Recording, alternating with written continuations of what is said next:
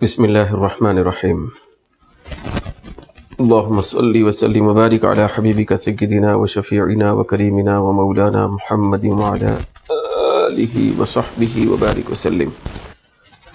معزز دوستو، مکرم رفیقو، محترم سامعین و ناظرین، السلام علیکم ورحمۃ اللہ وبرکاتہ۔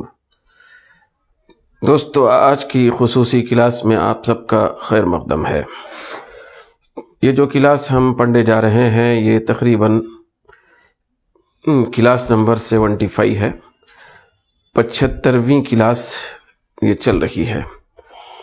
دوستو، اس سے پہلے جو کلاس چلی تھی اس کے اندر یہ بات آپ کے سامنے اجاگر کر دی گئی تھی کہ ضمیر کے سلسلے میں جو لگاتار سلسلہ وار گفتگو چل رہی تھی، تو ان دنوں میں سلسلہ وار چلنے والی گفتگو کی وہ آخری کلاس تھی۔ پھر میں نے آپ سے عرض کیا تھا کہ انشاءاللہ تبارک و تعالی اگلے مرحلے میں ایک نئی بحث، پھر ایک نئے سبق کے ساتھ ہم سب حاضر ہوں گے۔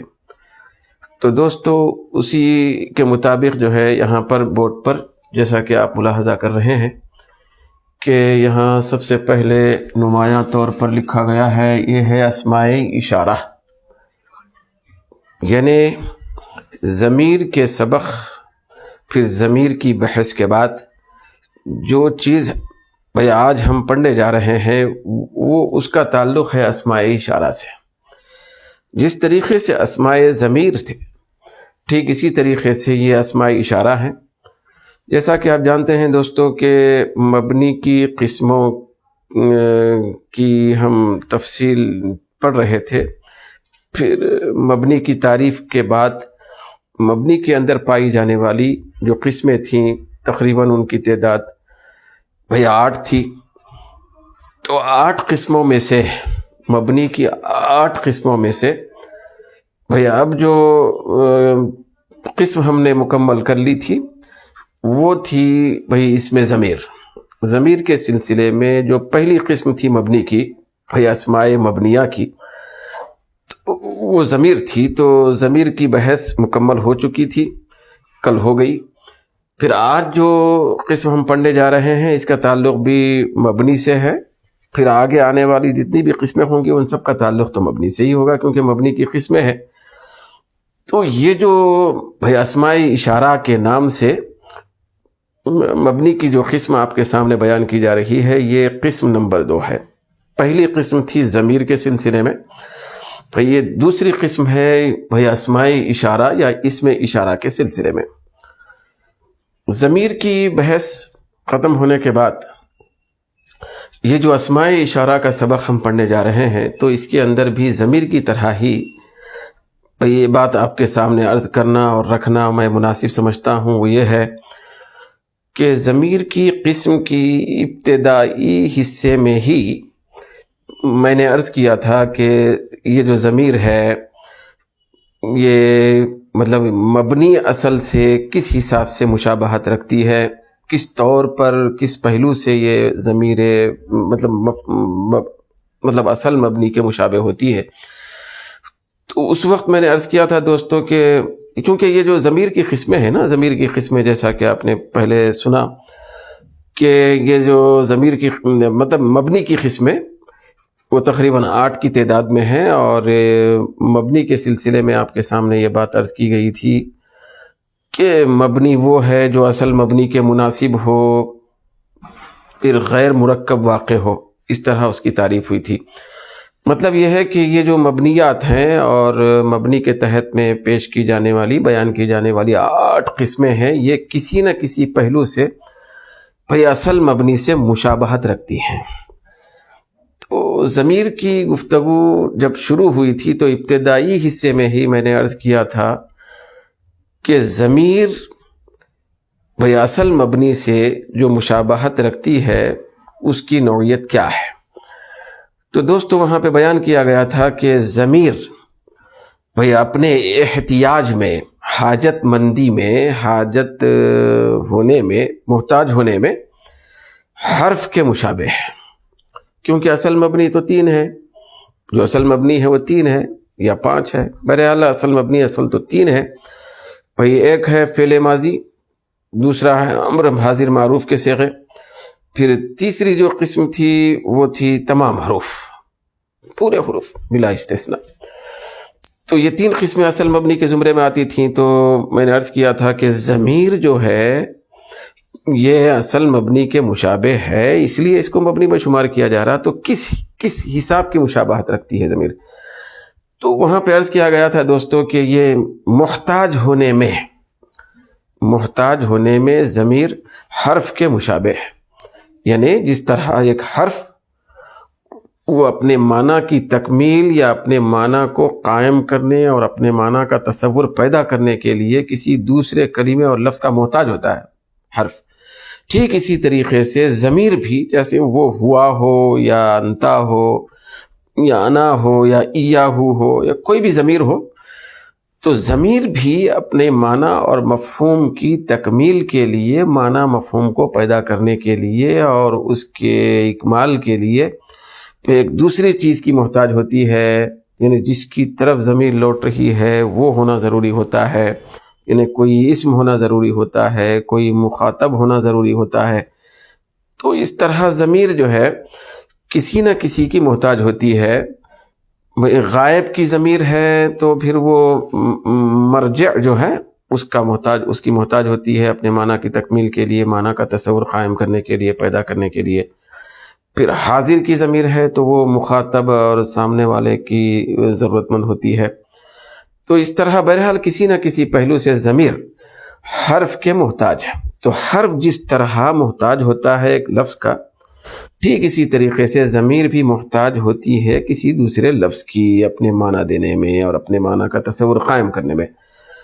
تو آج جو ہم پڑھنے جا رہے ہیں دوستو اسماء اشارہ، تو یہ جو اسماء اشارہ ہے چونکہ ان کا تعلق بھی مبنی سے ہے اور یہ بھی کسی کے مشابہ ہوتے ہیں، اس لیے ان کو مبنی کے زمرے میں شمار کیا جا رہا ہے. تو یہ کس حساب سے بھئی اصل مبنی کے مشابہ ہوتے ہیں اسماء اشارہ، تو اس کو ہم جانتے ہوئے آگے بڑھتے ہیں. دوستو یہ بات یاد رکھیں کہ جس طریقے سے ضمیر بھئی اپنا معنی اور مفہوم کی تکمیل کے لیے دوسرے لفظ کی محتاج ہوتی ہے اور محتاج ہونے کے حساب سے وہ حرف کی مشابہ ہے، ٹھیک اسی طریقے سے دوستو اسماء اشارہ بھی یہ احتیاج کے پہلو سے محتاج ہونے کے اعتبار سے حرف کی مشابہت رکھتے ہیں. حرف کے مشابہ یہ بھی بھئی حرف کے مشابہ ہوتے ہیں جس طریقے سے ضمیر حرف کے مشابہ ہوتی ہے. تو ضمیر جس طرح ایک دوسرے لفظ کی محتاج ہوتی ہے حرف کے محتاج ہونے کی طرح، اسی طریقے سے اسماء اشارہ بھی ایک دوسرے لفظ کے مشابہ محتاج ہوتے ہیں حرف کی طرح ہی. تو اسی لیے ان کو مشابہ مبنی میں شمار کیا جاتا ہے. تو دوستو اس گفتگو کے بعد میں یہاں آنا چاہتا ہوں باضابطہ یہ جو اسماء اشارات ہیں ان کے یہ سب جو ہے نا قسمیں ہیں، یہ الفاظ آپ کے سامنے لکھے گئے ہیں. تو یہ اسماء اشارات ہیں، بس یہی اسماء اشارات ہیں. دیکھیں ذا ایک لفظ ہے، ذال الف زبر ذا، یہ اصل اسم اشارہ ہے، یہ اشارہ کرنے کے لیے بنایا گیا لفظ ہے. پھر اسماء اشارات میں کون سے الفاظ کون سے یہ کلمات شامل ہیں میں اس کو بتانے کے لیے یہاں پہ لکھا ہوں. دوستو ذا کا جو لفظ ہے یہ بھی اسم اشارہ ہے، یہ اشارہ کرنے کے لیے مقرر کیا ہوا لفظ ہے. پھر زانی اور زینی یہ بھی اسماء اشارات میں سے ہیں. پھر تا تی زی تہ زہ تہی زہی یہ سارے کے سارے اسماء اشارات ہیں. پھر اسی طریقے سے دوستو تانیہ اور تینی یہ جو 2 الفاظ ابھی آپ کے سامنے بیان کیے گئے یہ بھی اسماء اشارات میں سے ہیں. پھر اولائی بالمدی، پھر اولا بالقصر، مطلب مد کے ساتھ یعنی حمزہ لا کر، الف کے بعد حمزہ لا کر مد کے ساتھ یہ جو لفظ ہے اولائی یہ بھی اسماء اشارات میں سے ہے. پھر بغیر مد کے اولا کا جو لفظ ہے یہ بھی اسماء اشارات میں سے ہے. دوستو یہ ہے اسماء اشارات کے الفاظ. تو یہ الفاظ اس لیے مقرر کیے گئے ہیں عربی زبان میں تاکہ ان کے ذریعے سے کسی چیز کی طرف اشارہ کیا جائے. دوستو بات یہ ہے کہ کھلے نام ہیں، نام ہوتے ہیں کھلے نام، جیسے کہ مثال کے طور پہ قلم ہے، ٹماٹا ہے، گھر ہے، چھت ہے، بھیا آسمان ہے، زمین ہے، یہ تو کھلے کھلے نام ہے، یہ اسم ہے۔ تو کبھی ہم اپنے گفتگو یا اپنے معافی ضمیر کو ادا کرنے کے لیے یا اپنے تصورات کو دوسروں کے سامنے رکھنے کے لیے یا دوسروں کے تصورات کو لینے کے لیے کھلے کھلے جو نام ہیں مقرر کیے ہوئے ان کا استعمال کرتے ہیں۔ اب جیسے مثال کے طور پہ مجھے اس قلم کی ضرورت ہے، تو روزمرہ کی زندگی میں اب ہم پوری زندگی میں کچھ نہ کچھ ضرورت ہوتی ہے، بولنے کی ضرورت پڑتی ہے تاکہ بندے مل کر آپس میں ایک دوسرے کی ضروریات کو پورا کریں۔ تو مجھے ضرورت پڑی ایک پین کی، تو قلم کی ضرورت پڑی، تو میں باضابطہ قلم کہہ کر قلم کا لفظ استعمال کرتے ہوئے میں اس کو طلب کروں گا، پھر اس کے ذریعے سے اپنی ضرورت کو پورا کروں گا۔ تو کبھی کبھی دوستو المختصر کھلے کھلے ناموں کا ذکر کر کے ہم تشفی حاصل کرتے ہیں اور اپنی حاجتوں کی تکمیل کرتے ہیں، اور ضرورت اس طرح زندگی میں پڑتی رہتی ہے۔ کھلا نام حیدرآباد ہے، مطلب چھت ہے، گھر ہے، اس طرح کے الفاظ استعمال کر کے، کرسی ہے، قلم ہے، کتاب ہے، کاپی ہے، ٹوپی ہے، گاڑی ہے، ٹرین ہے، پلین ہے، تو اس طریقے سے کھلے ناموں کو ذکر کر کے ہم اپنی ضروریات کی تکمیل کرتے ہیں اور اپنی حاجتوں کو پورا کرتے ہیں، اپنے مقصد کو پورا کرتے ہیں۔ پھر اس کے بعد دوستو کبھی ایسا ہوتا ہے کہ کھلا نام ذکر کرنا تھوڑا سا مناسب بعض وقت نہیں ہوتا، تو نام کی جگہ پہ ہم کیا کرتے ہیں، ضمیر کا استعمال کرتے ہیں۔ بھئی تو کہتے ہیں، کبھی وہ کہتے ہیں، کبھی میں کہتے ہیں، کبھی ہم کہتے ہیں، اس طرح ضمیروں کا استعمال کر کے، کچھ مقررہ الفاظ کا استعمال کر کے کھلے نام کے بدلے میں، واضح نام کے بدلے میں، اس میں ظاہر کے بدلے میں، اس طرح تو، میں، وہ سب، ہم، اس طرح کے الفاظ استعمال کر کے بھئی اپنے مقصد کو پورا کرتے ہیں اور اپنی حاجت کو پورا کرتے ہیں۔ پھر زندگی کے جو طور طریقوں میں ہم اپنی ایک دوسرے کی ضرورتوں کو پورا کرتے ہیں، ایسا بولنا پڑتا ہے۔ کبھی کبھی کھلا نام لیا جاتا ہے، کبھی کبھی نام کے بدلے میں مقررہ جو الفاظ ہیں ضمیروں کی شکل میں، تو ان ضمیروں کو استعمال کر کے ہم ایک دوسرے کی ضرورت کو پورا کرتے ہیں، مقصد کو پورا کرتے ہیں۔ یہ تو بات ہے، اس کو بعد میں رکھیں۔ پھر اس کے بعد دوستو کبھی ایسا بھی ہوتا ہے کہ ہم نہ نام استعمال کرتے ہیں کھلا، نہ ضمیر استعمال کرتے ہیں۔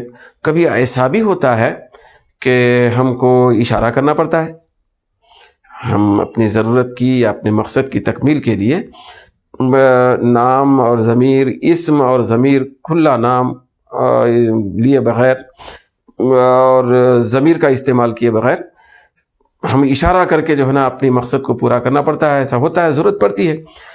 تو کبھی کبھی اشارے کے ذریعے سے بھی بندہ اپنی حاجت اور اپنی نیت اور اپنے ارادے کو پورا کرنا پڑتا ہے۔ تو اسی لیے دوستو یہ اسماء اشارہ کو مقرر کیا جاتا ہے اور ان کو منتخب کیا گیا، ان کو بھئی مقرر کر کے اکٹھا کر کے بتایا گیا کہ دیکھو کبھی کبھی زندگی میں بھئی اشارہ کر کے اپنی ضرورت کی تکمیل کرنا پڑتا ہے، لہذا یہ اشارے کے الفاظ ہیں، اس طرح ان الفاظ کے ذریعے سے تم اشارہ کرو۔ تو اس طرح دوستو یہ سارے کے سارے الفاظ بھئی اشارہ کر کے اپنی ضرورت کی تکمیل کرنے کے لیے مقرر کیے گئے ہیں۔ تو یہاں دوستو یہ دیکھیے ذا کا لفظ لکھا ہوا ہے، تو یہ جو لفظ ہے واحد مذکر کی طرف اشارہ کرنے کے لیے ہے، مطلب ایک ہے، کوئی چیز، کوئی انسان، کوئی جانور، کوئی بھی چیز، وہ ایک ہے اور مذکر ہے، مؤنث نہیں، مذکر ہے، تو اس کی طرف اشارہ کرنے کے لیے ذا مقرر کیا گیا۔ ہاں البتہ اگر وہ دو ہیں جن کی طرف ہم اشارہ کرنا چاہتے ہیں اور مذکر ہیں، دو ہیں، تثنیہ ہے اور مذکر ہے، تو ان کی طرف اشارہ کرنے کے لیے ذانی اور ذینی ہے، یہ مقرر کیے گئے یہ الفاظ۔ یہ اعرابی اعتبار سے جو ہے ذانی اور کبھی ذینی استعمال کرنا پڑتا ہے، بعد میں انشاءاللہ تعالیٰ اس کی تفصیل آپ کے سامنے آئے گی۔ تو یہ ہے تثنیہ، یہ دیکھیے تثنیہ مذکر کے لیے ہے، یہ یہ الفاظ، یہ اسمائی اشارات۔ پھر اس کے بعد دیکھیے دوستو ایک لمبی قطار ہے، یہ پورے کے پورے جو الفاظ یہاں پہ لکھے گئے ہیں یہ واحد مؤنث کے لیے استعمال ہونے والے ہیں، واحد مؤنث کی طرف اشارہ کرنے کے لیے یہ مقرر ہے۔ پھر یہ دو الفاظ یہاں پہ جیسا کہ آپ دیکھ رہے ہیں تانی اور تینی، تو یہ تثنیہ، یہ ہے تثنیہ مؤنث کے لیے استعمال ہونے والے ہیں، یہ ان کی طرف اشارہ کرنے کے لیے۔ پھر یہ اولائی اور اولا، یہ جو دو الفاظ ہیں یہ جمع مذکر و مؤنث کی طرف اشارہ کرنے کے لیے، چاہے مؤنث ہو چاہے مذکر ہو، وہ اگر دو سے زیادہ ہیں اور ان کی طرف ہم اشارہ کرنا چاہتے ہیں تو یہ دو الفاظ ان کے لیے مقرر ہیں۔ تو دوستو اس طرح ایک خلاصہ آپ کے سامنے عرض کیا گیا ہے، انشاءاللہ تعالیٰ اگلی کلاسوں میں اس کے بارے میں تفصیل ہم سب کو پڑھنے اور سننے کی سعادت حاصل ہوگی، برکت حاصل ہوگی۔ تو دوستو یہ ہے اسماء اشارات کا ایک مختصر سا خاکہ۔ اب یہاں پہ ایک بات عرض کر کے اپنی بات کو آگے بڑھاتے ہوئے مختصر کرنا چاہتا ہوں، وہ ہے یہ دوستو، یہ دیکھیے عام طور پہ بچوں کو جو رٹایا جاتا ہے اور بتایا جاتا ہے کہ دیکھیے اسماء اشارات کیا کیا ہیں، تو اسماء اشارات کے تحت میں جو بیان کیا جاتا ہے اور کتابوں میں موجود ہے ایسا، وہ ہے ہاذا کا لفظ ہے، ہاذانی ہے، ہاولائی ہے، یہ سب ہے، تلکا ہے، ذالکا ہے، اولائی کا ہے، یہ سب اسماء اشارات بتائے جاتے ہیں۔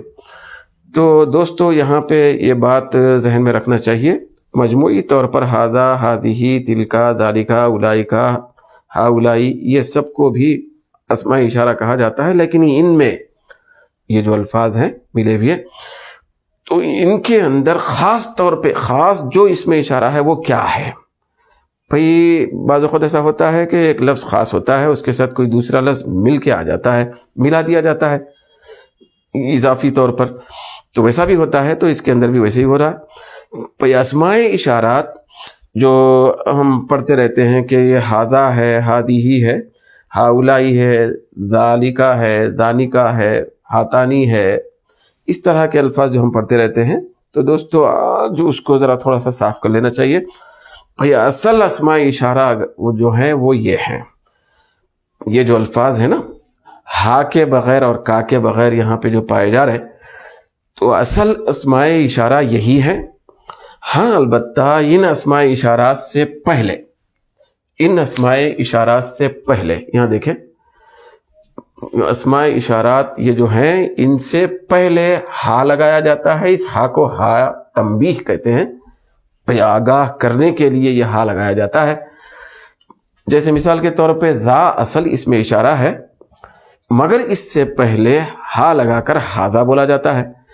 ہا بھائی اس میں اشارہ میں داخل نہیں ہے، اس میں اشارہ نہیں ہے، اصل وہ اس میں اشارہ کے ساتھ مل کے آنے والا ہے، لاحق ہونے والا یا متصل ہونے والا ایک لفظ، ایک حرف ہے۔ تو اس طرح تنبیہ کے لیے کیونکہ یہ ہاذا کا اشارہ جو کرنا مقصود ہے تو وہ قریب والے کی طرف بھائی اشارہ کرنا مقصود ہے، تو قریب والے کی طرف تھوڑا سا اس کی توجہ کے لیے تنبیہن اس طرح کہا جاتا ہے، تنبیہ مقصود ہوتی ہے، توجہ مقصود ہوتی ہے، تو اس طرح وہ اس کو مد نظر رکھ کر یہ ہا جو تنبیہ کے لیے آتا ہے بھائی آگاہ کرنے کے لیے، تو یہ لفظ یہ حرف لے جا کے ذا کے ساتھ ملا کے رکھا گیا، پھر اس کی شکل بن گئی ہاذا۔ پھر اسی طریقے سے یہ سارے الفاظ کے ساتھ بھی دیکھیں، یہ ذانی اور ذینی یہ اصل اسماء اشارہ ہیں، لیکن ان سے پہلے ہا لگا دیا، ہاذانی، ہاذینی، اس طرح ہو گیا۔ یہ پورے واحد مؤنث کے لیے استعمال ہونے والے ہیں۔ عام طور پہ جو ہے نا یہ ذیہی کا جو لفظ ہے یہ استعمال ہوتا ہے، جیسے ہاذیہی، ہا لگایا گیا، یہ ہا مطلب بعد میں آ کے لگ رہا ہے، اصل اسماء اشارہ یہ ہیں۔ پھر اسی طریقے سے دوستو تانی اور تینی ہے تو ہاتانی، ہاتینی، پھر یہ اولائی ہے تو یہ دیکھیے ہا اولائی۔ تو اس طرح ان الفاظ کے ساتھ ہا لگا کر استعمال کیا جا رہا ہے اور کیا جاتا ہے، مگر اس کا ہرگز یہ مطلب نہیں ہے کہ وہ ہا اس میں اشارہ ہے، نہیں ایسا دوستو۔ یہ اسماء اشارہ ہے، اسماء اشارات ہے، وہ ہا بعد میں آ کے لگ رہا ہے اور مل رہا ہے، وہ ایک خاص مقصد کے لیے لگایا گیا ہے، وہ ہے تنبیہ کے لیے۔ تو اس لیے وہ ہا کو ہا تنبیہ کہتے ہیں۔ پھر اس سے ہٹ کر دوستو یہ جو الفاظ ہیں تو ان الفاظ کے ساتھ کبھی کبھی کا لگایا جاتا ہے، کاف زبر کا۔ تو یہ جو کا ہے نا، اس کا نام جس طریقے سے ہا کا نام ہے ہا تنبیہ، ہائے تنبیہ، پھر اسی طریقے سے یہ جو کا لگایا جاتا ہے تو کا نام ہے حرف خطاب، اس کو حرف خطاب کہتے ہیں۔ تو اس حرف خطاب کو بھی ان الفاظ کے ساتھ ملایا اور لگایا جاتا ہے۔ فرق صرف اتنا ہے دوستو، یہ ہا تنبیہ کا جو ہوتا ہے وہ پہلے لگایا جاتا ہے، پھر حرف خطاب کا جو کا ہوتا ہے وہ ان الفاظ کے بعد میں لگایا جاتا ہے۔ تو چنانچہ جب یہ کا لگا دیں گے تو ہو جائے گا ذا کا، زانی کا، زینی کا، اس طرح تا کا، پھر تانی کا، تینی کا، الائی کا، اس طرح یہ حرف خطاب لگنے کے بعد ان سب کی یہ شکل ہوتی ہے۔ دوستو آج کے سبق میں ہم اتنا ہی بیان کر سکتے ہیں اور بیان کر رہے ہیں۔ انشاءاللہ تبارک و تعالیٰ اگلی کلاس میں تفصیل کے ساتھ مزید باتوں کے ساتھ آپ کے سامنے حاضری کا شرف حاصل ہوگا۔ جب تک کے لیے اجازت دیجیے۔ اللہ تبارک و تعالیٰ ہم سب کو علم کی خیرات عطا فرمائے۔ ہمارے اندر جو علمی خامیاں ہیں اللہ رب العزت وہ اپنے حبیب صلی اللہ علیہ وسلم کے تصدق میں ان خامیوں کو دور فرمائے۔ وما علینا الا البلاغ۔